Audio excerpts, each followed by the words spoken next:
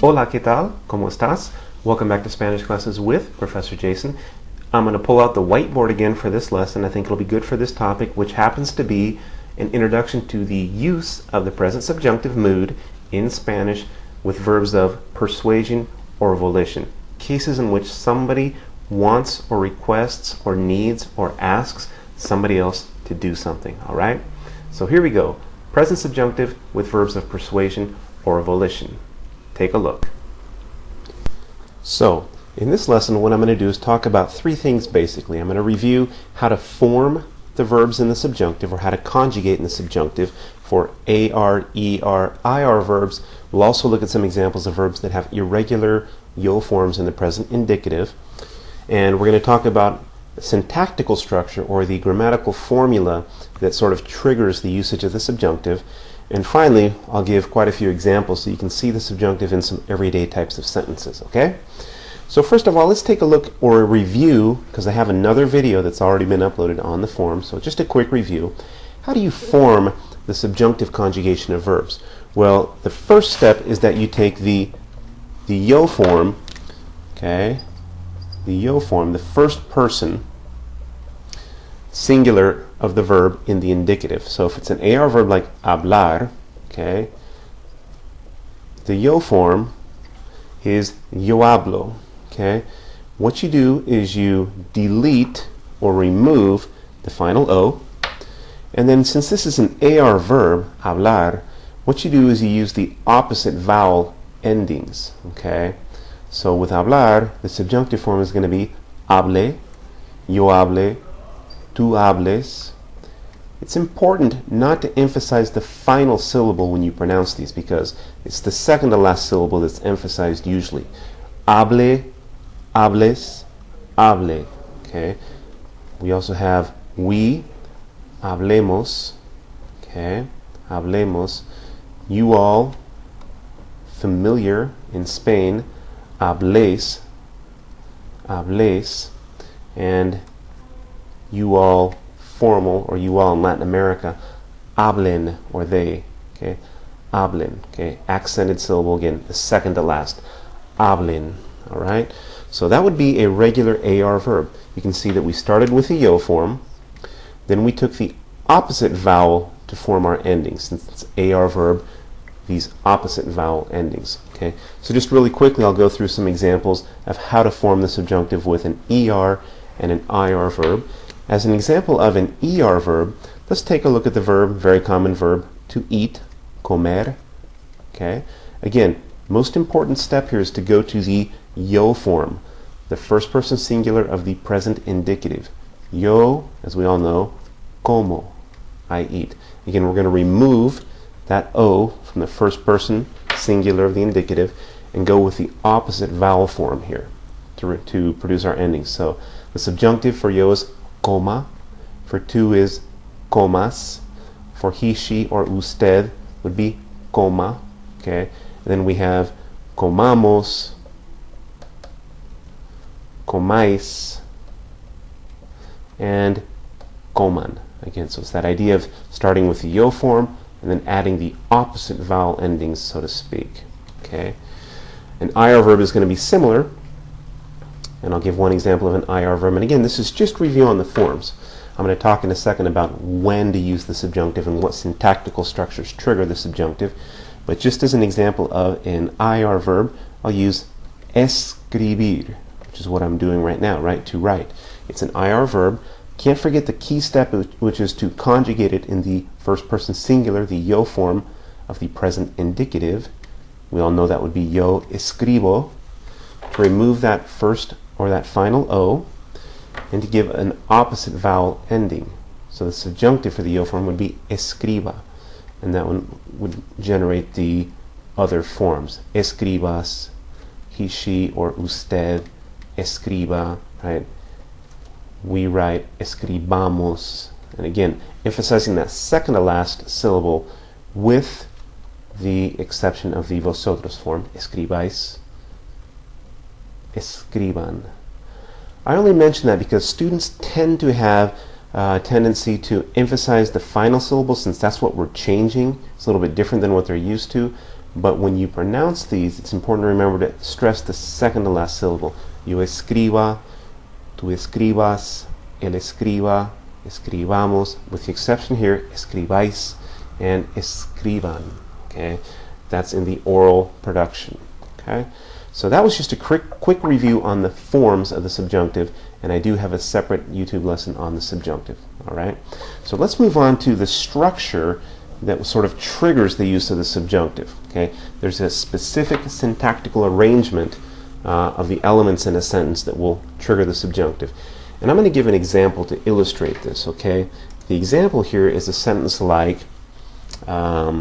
mi mamá quiere que tú hagas la cama. It's getting a little bit long here. What we have here is a complex sentence that has two clauses divided by the word que. We have one subject, which is mi mamá. Then we have a first verb, which in this case is quiere. Then we have the word que. It's important to realize that this is a formula that triggers the subjunctive. Then we have a second subject, which is important because to have the subjunctive, this subject and this subject, in our examples, mamá y tú, have to be different people. And then a second verb, okay? And in our case here, it's the second verb that's actually conjugated in the subjunctive. Now, what determines whether or not a second verb in a dependent clause like que tú hagas la cama is conjugated in the subjunctive is the character or the class of this first verb here. Okay, the verb of the main clause. So we have a main clause, mi mamá quiere, and then we have que, and we have the dependent clause, tú hagas la cama. In this case, our verb in the main clause, querer, denotes persuasion or volition, that one person wants another person to do something. And so we're going to look at other examples that use this formula and some other verbs of volition, one person wanting or trying to convince or persuade another person to do something. Okay, so if that's the case with our main verb, we're going to have a subjunctive mood in the second clause here. All right, so remember, subject, verb, que, second subject, and then a verb conjugated in the subjunctive. That's the syntactical formula, so to speak. So let's take a look. How about, again, I'm just going to write this up here, subject, verb, que, plus a second subject, plus our second verb, which is actually conjugated in the subjunctive. How about I want you to speak Spanish? That's going to be yo quiero. Now that's the regular conjugation. That's the first person indicative of the present tense. Que tú. Now we get to our second verb. That's the one that's going to be in the subjunctive. Remember? Hables español. Okay? Quiero que tú hables español. The reason is because it follows a syntactical structure pattern, and our verb in the main clause is a verb of persuasion or volition, somebody wanting someone else to do something. Take a look at some other examples. How about she needs me to write? She needs me to write. Okay? Ella, first subject, necesita, necesitar is another verb of persuasion or volition. Que, here the second subject is yo, that I write today, escriba hoy. So she needs que yo, me, to write today. Okay? Sentence, verb, or excuse me, subject, verb, que, second subject, verb. And the key thing again is this verb triggers the subjunctive because it is a verb of persuasion or volition. Another example, you prefer that she goes. Okay? Tú prefieres, a stem changing verb, que ella vaya. Now, that's the subjunctive of the verb ir.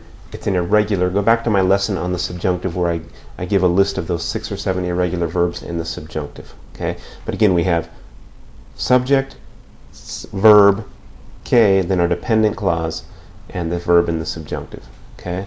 Another verb of persuasion or volition. They request that we listen. Okay? Ellos, first subject, piden another stem changing verb, but it's in the indicative, the regular present tense. Que nosotros escuchemos. Again, that opposite vowel ending. Escuchemos. Okay? Subject, verb, que, subject, verb. Again, and this verb here, like all the others, is a verb of persuasion. The verb is pedir, to request or to ask for. A couple more examples just to drive the point home. We hope you guys stay. And I'm going to use the verb quedarse. Okay? We hope, nosotros, first subject, esperamos, first verb conjugated in the present tense of the indicative, present indicative mood. Okay? Que, and now we're moving on to our subordinate clause. You guys, we're going to use ustedes and conjugate the verb quedarse, a reflexive verb, in the subjunctive. Se queden. It's an AR verb, so opposite vowel ending. Esperamos que ustedes se queden. Okay? Subject 1, verb 1, que. Subject 2, verb 2 in the subjunctive. Verb of volition or persuasion, to hope that someone else does something. And finally, I insist that he works. Yo insisto que él, and then an AR verb, trabaje, okay, with the opposite vowel ending. Again, subject 1, verb 1, que, subject 2, verb 2 in the subjunctive. You can see that syntactical pattern. And again, the key thing is our verbs in the main clause. Do they denote persuasion or volition? That somebody in the first part of the sentence wants somebody in the second part of the sentence to do something. Querer, necesitar, preferir, pedir, esperar, insistir are all good examples of verbs of volition or persuasion that when they're plugged into the first half of this equation here will trigger the subjunctive in the second half. Okay? So that's an introduction to the uses of the subjunctive with verbs of volition or persuasion.